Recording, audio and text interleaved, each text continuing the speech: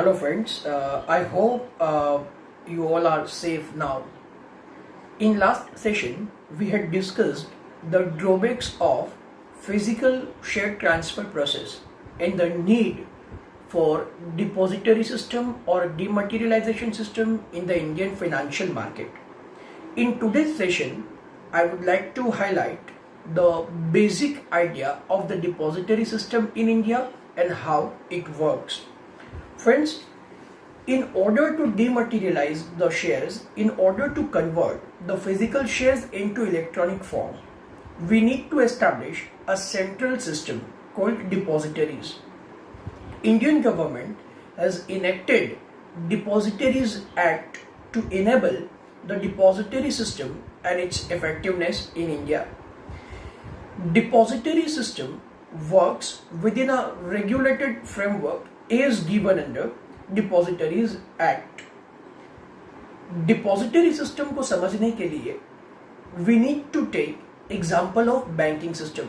Friends, depository system is almost similar to banking system. In last session, I had mentioned the meaning of dematerialization. The dematerialization is nothing but the conversion of physical shares into electronic form.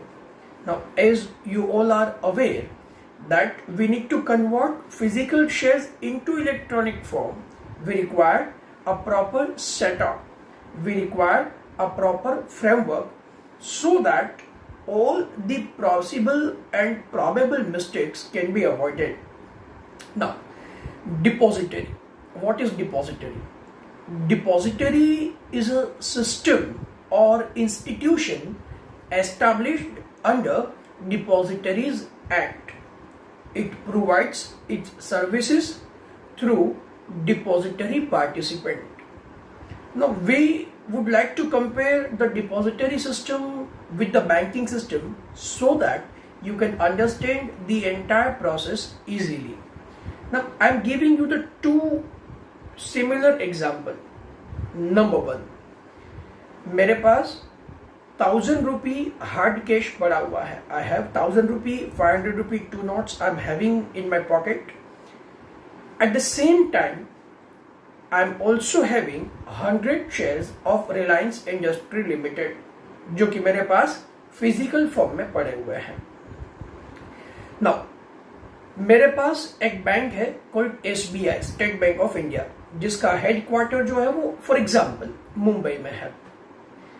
Normally मेरे पास जो 500 रुपए के दो notes पड़े हुए हैं, अगर वो दो नोट्स जो मेरे पास पड़े हुए हैं उसको मैं इलेक्ट्रॉनिक फॉर्म में कन्वर्ट करवाना चाहता हूं, तो मुझे क्या करना होगा? I need to open an account with the nearest branch of SBI. मेरे घर पे आसपास जो भी नजदीक वाला ब्रांच होगा SBI का, where I have to open my account. It may be a saving account or it may be a current account, but I need to open an account with the required bank. After opening of the account, I need to visit the branch premises. I need to deposit the hard cash available with me. What cashier will do? The moment you hand over the physical cash to the cashier, he will accept the same and he will make an entry in the account and he will give effect of that cash into your account. He will credit 1000 rupee in your account. Now, after crediting the 1000 rupee, cashier will say that okay, the amount is there in your account, you can use as per your convenient. अब आपके पास जो 1000 रुपए का cash था वो अब आपके पास physical form में नहीं रहा. वो कैश जो है अभी आपके इलेक्ट्रॉनिक फॉर्म में कन्वर्ट होके आपके अकाउंट में क्रेडिट हो गया है.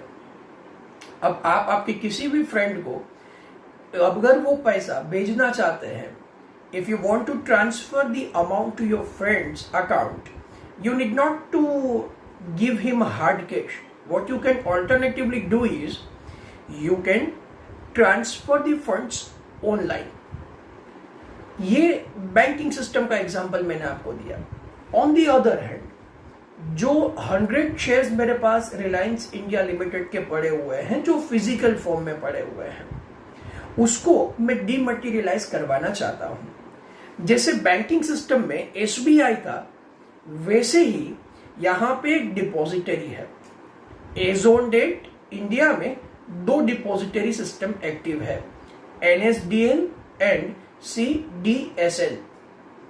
आप एनएसडीएल या सीडीएसएल दोनों में से कोई इंस्टीट्यूशन का कांटेक्ट कर सकते हैं। नॉर्मली इनका रजिस्टर्ड ऑफिस जो है वो किसी और जगह पे होगा। Let's say registered office is there at Mumbai. Now you need not to visit Mumbai in order to convert your shares into electronic form. What you can do is, or what you need to do is, you need to contact the nearest depository participant. जैसे banking system में आपने क्या किया, आप SBI के पास गए, आप SBI Mumbai office पे नहीं गए, आपने आपका नजदीक वाला जो ब्रांच है एसबीआई का, उसका कांटेक्ट किया। At the same time depository में भी आपको हेड ऑफिस जाने की जरूरत नहीं है। डिपॉजिटरी जो है वो अपना सर्विस जो है डिपॉजिटरी पार्टिसिपेंट अपने एजेंट के थ्रू प्रोवाइड करती है। तो आपको आपके नजदीक में जो भी डिपॉजिटरी पार्टिसिपेंट है उसके पास जाना है, उसको आप आपके फिजिकल शेयर्स जो है वो दे देंगे। फिजिकल शेयर्स डिपॉजिटरी पार्टिसिपेंट को आप देंगे, उसके बाद उतने ही शेयर्स आपके अकाउंट में, क्योंकि नॉर्मली आपने क्या किया बैंकिंग सिस्टम में आप एसबीआई में आपका नियरेस्ट ब्रांच में गए, वहां पे आपने एक अकाउंट ओपन किया। नॉर्मली हम लोग उसे सेविंग अकाउंट के तौर पे जानते हैं। इन द सेम मैनर आप डिपॉजिटरी पार्टिसिपेंट जो आपके नजदीक वाला है वहां पे जाएंगे, एक अकाउंट ओपन करवाएंगे। वो अकाउंट टेक्निकली डीमैट अकाउंट के नाम से जाना जाएगा। So you will open demat account with the nearest depository participant. After opening of the account, you will hand over the physical share certificate to the depository participant. Depository participant will credit equivalent shares in the demat account. जैसे आपने bank में cashier को 1000 रुपये दे दिया, cashier ने क्या किया, उतना ही अमाउंट आपके अकाउंट में क्रेडिट कर दिया। इन द सेम मैनर आपने डिपॉजिटरी पार्टिसिपेंट को फिजिकल शेयर्स जो है वो हैंड ओवर किए। डिपॉजिटरी पार्टिसिपेंट जो है वो फिजिकल शेयर्स कैंसिल करके आपके डीमैट अकाउंट में 100 शेयर्स क्रेडिट कर देगा। एंड देयर आफ्टर आप जो कोई भी ट्रांजैक्शन करना चाहते हैं वो ट्रांजैक्शन आप ऑनलाइन बुक एंट्री के थ्रू कर सकते हैं। अगर आप नए शेयर्स खरीदना चाहते हैं तो आप ऑनलाइन ऑर्डर प्लेस कर सकते हैं। आपको फिजिकल शेयर सर्टिफिकेट नहीं मिलेगा, आपके अकाउंट में उतना शेयर जो है वो क्रेडिट हो जाएगा। अगर आप शेयर्स बेचना चाहते हैं तो आपको फिजिकल शेयर सर्टिफिकेट देने की जरूरत नहीं है, आपके डीमैट अकाउंट से उतने शेयर्स जो है वो डेबिट हो जाएंगे। Similar in the banking system, if you want to transfer funds from your account to your friend's account, you just need to open your banking system, net banking system. You can transfer the funds. There is no movement of physical cash. जो भी transfer होगा आपके account से उतना amount debit होगा, आपके friend के account में उतना आपके फ्रेंड के अकाउंट में उतना अमाउंट क्रेडिट हो जाएगा। द सेम टाइम अगर आपका फ्रेंड आपको कुछ अमाउंट भेज रहा है तो ऐसे केस में आपके फ्रेंड के अकाउंट से उतना अमाउंट डेबिट होके आपके अकाउंट में क्रेडिट हो जाएगा। In the same manner in depository system, आपने जितने भी शेयर्स बेचे हुए हैं उतने शेयर्स आपके डीमैट अकाउंट से डेबिट होके जिन्होंने शेयर्स खरीदे हुए हैं उनके डीमैट अकाउंट में क्रेडिट हो जाएगा।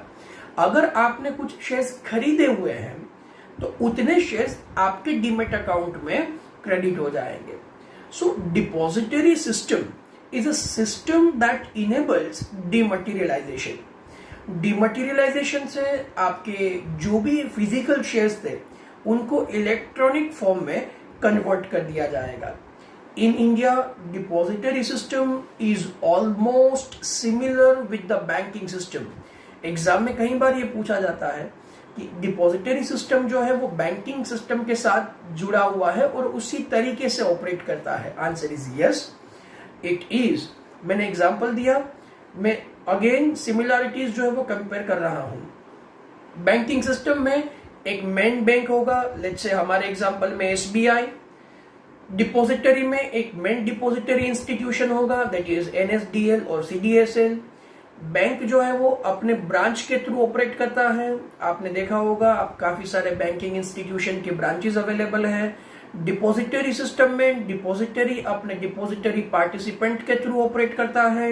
अलग अलग एरिया में उनके एजेंट्स होते हैं जिसे डिपॉजिटरी पार्टिसिपेंट कहा जाता है। अगर आप बैंकिंग सिस्टम का बेनिफिट लेना चाहते हैं तो आपको बैंक के ब्रांच में जाके सेविंग अकाउंट ओपन करवाना पड़ेगा। अगर आप डिपॉजिटरी का बेनिफिट लेना चाहते हैं तो आपको डिपॉजिटरी पार्टिसिपेंट की ऑफिस में जाके डीमैट अकाउंट ओपन करवाना पड़ेगा। आप बैंक में जाके अपना हार्ड कैश डिपॉजिट करवाएंगे, उतना अमाउंट आपके बैंक अकाउंट में क्रेडिट कर दिया जाएगा। इन द सेम मैनर अगर आप डिमटेरियलाइजेशन चाहते हैं तो आपको डिपॉजिटरी पार्टिसिपेंट के पास जाना है, फिजिकल शेयर सर्टिफिकेट उनको हैंड ओवर करना है। आप जैसे ही हैंड ओवर करेंगे, डिपॉजिटरी पार्टिसिपेंट जो है वो इक्विवेलेंट नंबर ऑफ शेयर्स आपके डीमैट अकाउंट में क्रेडिट कर देगा। बैंकिंग सिस्टम में जैसे ही अमाउंट आपके बैंक अकाउंट में क्रेडिट हो गया, फर्दर जो भी आपको ट्रांजैक्शन करना है उसमें हार्ड कैश का मूवमेंट नहीं होगा। आपका जो भी मूवमेंट होगा वो आपके बैंक अकाउंट को डेबिट या क्रेडिट करके किया जाएगा। In the depository system also आपने जैसे ही डिमटेरियलाइजेशन करवा दिया, आपने जैसे ही आपके शेयर्स को इलेक्ट्रॉनिक फॉर्म में कन्वर्ट करवा दिया, जैसे ही उतने शेयर्स आपके डीमैट अकाउंट में क्रेडिट हो गए, उसके बाद कोई भी ट्रांजैक्शन करने के लिए आपको फिजिकल शेयर सर्टिफिकेट को मूव करने की जरूरत नहीं है। फिजिकल शेयर सर्टिफिकेट का मूवमेंट नहीं होगा। आपके जो भी शेयर रिलेटेड ट्रांजैक्शन होंगे वो आपका डीमैट अकाउंट डेबिट या क्रेडिट करके किया जाएगा। So almost banking system and depository system जो है वो सिमिलर है in India. I hope you understand the difference. Hope you will find this informative video important. अगर कोई भी इश्यू है, कोई भी डाउट है तो आप मुझे व्हाट्सएप कर सकते हैं या आप मुझे ईमेल कर सकते हैं। इस टॉपिक रिगार्डिंग मटेरियल आपको ईमेल कर दिया जाएगा। You can read and you can prepare on your own. In case of any query, feel free to contact. Thank you.